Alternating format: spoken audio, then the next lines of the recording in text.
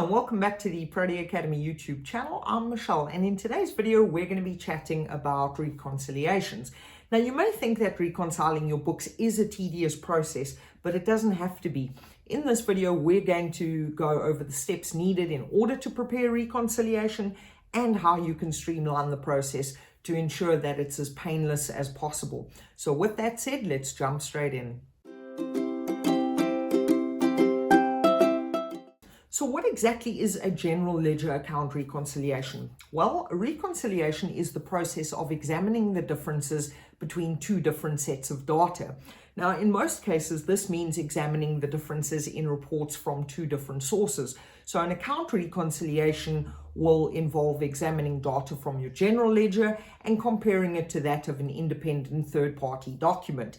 This way you'll be able to pick up any discrepancies. Now, you'll need to review each item on both sets of data in order to either match them or be able to come up with an explanation or have an explanation as to why there are differences. So if we look at it in a common example, if you were doing a bank reconciliation, you'd be looking at your general ledger and comparing it to your bank statements. Account reconciliations are important steps in business accounting. Now, there's several reasons why it's important to stay on top of your account reconciliations, but some of them include being able to maintain accurate financial records, being able to help you become more aware of your company's financial health, confirming and ensuring that your company's records are current and accurate, being able to identify possible errors that may have arisen either due to mistakes in bookkeeping or due to fraud. And then, of course, losses due to differences or errors in the ledger may accumulate over time. So it's important to stay on top of this, because this could lead to a lack of clear direction for future success. Now, account reconciliations are an important aspect of maintaining accurate accounting and complete financial records. So it's important that we do stay on top of these and do them on a frequent basis, because you don't want to pick up errors later on down the line in the fiscal year, or even worse, when the fiscal year has already concluded. Now, there are many different types of account reconciliations, but I'd just like to touch on three of the most common ones today. So first up, we have our bank reconciliation. Now, this type compares deposits and withdrawals, and it is used to ensure that all transactions are recorded correctly or have been accounted for correctly in the ledger.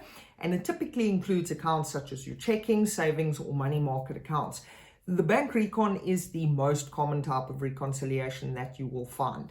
Then we have our general ledger reconciliation. So this type compares or ensures checks that all transactions have been recorded accurately and correctly in the general ledger, and we are ensuring that every transaction has been accounted for and reconciled with the original document. So whether this be an invoice, sales receipt, purchase order, or a payment.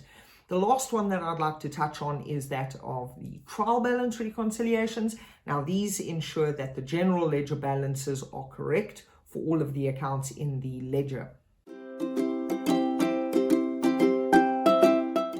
Now, since our bank reconciliation is the most common type of reconciliation that we find, and because your cash account is integral to the financial health of your company, we're going to look at the process of reconciling our bank account.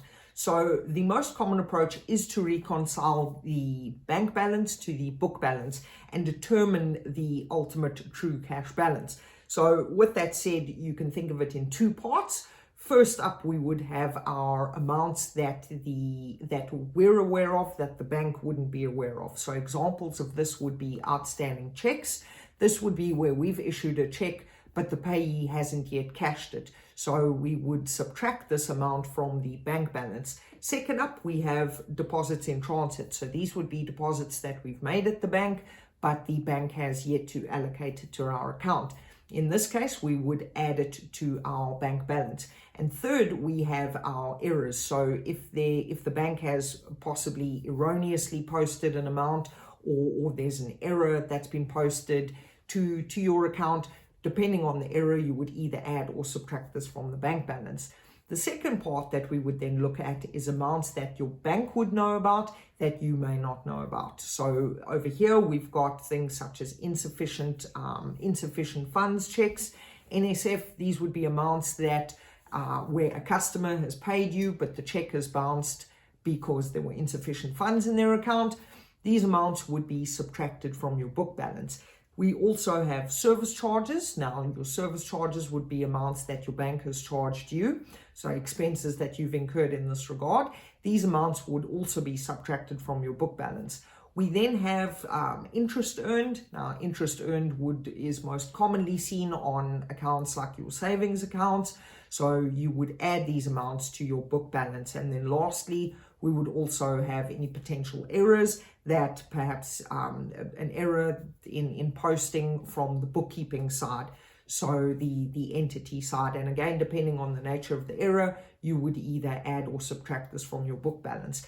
And then lastly, you would then compare the bank statement to your ledger cash balance, and this would be your reconciliation, and you would make a note of any of the differences that you've identified from the comparison that we looked at. So you would then have a bank reconciliation with all of your differences listed, and you'd be able to ascertain the true cash balance by looking at your bank recon.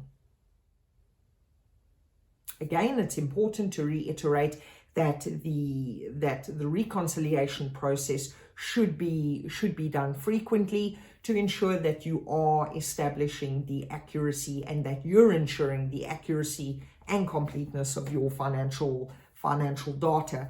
This can only but help you ensure that you are staying on track to ensure the future successes of your business. As always, we trust you found this video insightful. And should you have any thoughts, comments, or suggestions for future content that you'd like to see, please feel free to drop it in the comment section below.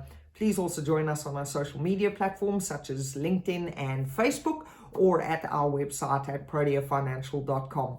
Protea Academy, striving to achieve better accounting for everyone.